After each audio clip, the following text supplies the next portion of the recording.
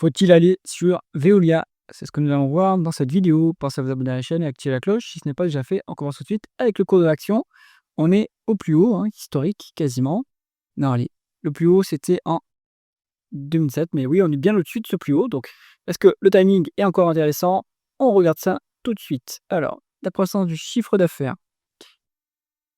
On n'a pas les acquisitions ici, malheureusement, mais on sait qu'il y a une fusion avec, c'est ici, la fusion avec Suez. On est bon, sur une croissance médiane qui est, ouais, somme toute, pas si mal, 4,5, c'est pas mal, 4,6 pour une boîte qui est dans les utilities, services aux collectivités, un marché vraiment très, très mature et très stable. On a fait une décroissance en 2024, malheureusement. Est-ce qu'on a le premier trimestre du dispo? Non, pas encore, donc on attendra. Bon, en tout cas, on est sur, une boîte qui n'a pas beaucoup de croissance.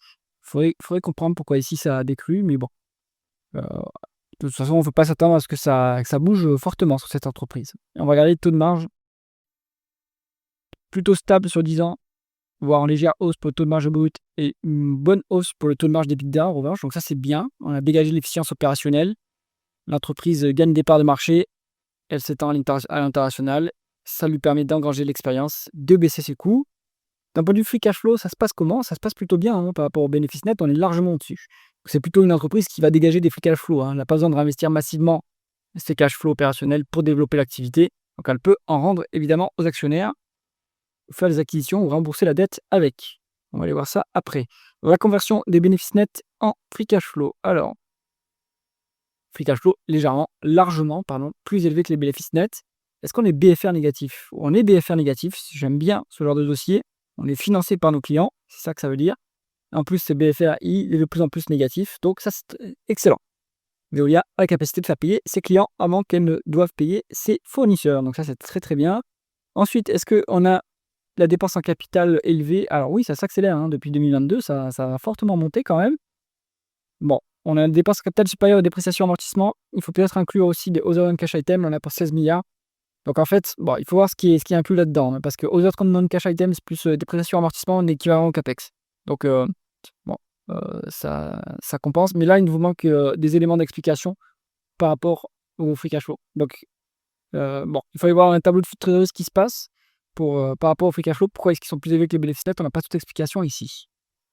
Alors, et on pourra valoriser l'entreprise par rapport plutôt à ses free cash flow, mais moi je préférais la VO sur EBITDA parce qu'on est endetté.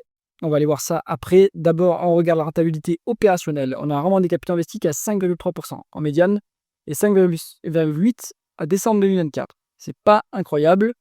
C'est très intensif en capital. Très très intensif en capital. Donc, on a, on va dire, une rentabilité qui permet tout juste d'autofinancer la maigre croissance. Donc, on va dire que c'est convenable, mais c'est pas exceptionnel non plus. Ensuite, on va aller regarder, et en plus, je rajouterai qu'au numérateur du rendement des capitaux investis, le net operating profit after tax, ça inclut les dépréciations amortissements. On a vu qu'il y a des free cash flow supérieurs aux bénéfices nets. Donc, en fait, on est quand même plus rentable en termes de les free cash flow, si on peut dire. Regardons l'endettement maintenant. On est à 5 fois, 3 fois les l'EBITDA. Donc, il n'y a pas de souci sur la dette. Sur ce genre de boîte, on peut aller jusqu'à 5 fois. Ils ont beaucoup de visibilité via leurs contrats multi-annuels, etc. Donc, pas de problème, c'est remboursable. Par rapport au free cash flow, on a 8 fois. Bon, là, c'est pareil. Je pense que ce qui est bien, c'est que la dette est plutôt stable en réalité. Ils vont pouvoir la rembourser tranquillement s'ils ont envie de prioriser le remboursement de la dette.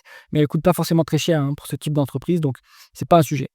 Ensuite, rémunération de l'actionnaire. On est à 3,9%. Il n'y a pas de rachat d'actions à signaler. Il y a potentiellement la dilution. Il faut voir, est-ce que ces actions elles viennent de l'autocontrôle ou est-ce qu'elles sont émises sur le marché? Ici, je pense que ça, c'est la fusion avec Suez, cette augmentation de capital.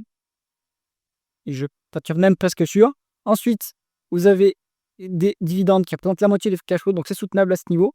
Le rendement du dividende à 4%, c'est quand même sympathique. Voilà. Veolia, c'est sympathique à ce niveau. La valorisation maintenant, en termes de VE sur EBITDA, valeur d'entreprise sur EBITDA, on est légèrement, mais très légèrement décoté, 5%. On n'est pas si loin que ça de la médiane. Dans l'absolu, ça se paye pas cher.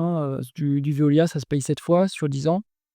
Là, on a 6,7. Bon, il y avait un prix plus intéressant il y a quelques temps, mais pas beaucoup plus en réalité. Donc, c'est plutôt stable. Il n'y a pas beaucoup de volatilité sur le multiple. et l'entreprise, croît. En fait, vous avez la croissance des bénéfices, hein, qui est pas très importante, plus le dividende qui est intéressant sur Veolia.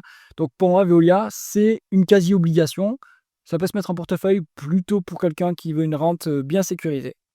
J'espère que cette analyse vous a intéressé. Si c'est le cas, mettez un pouce vers le haut et pensez à vous abonner à la chaîne. À bientôt.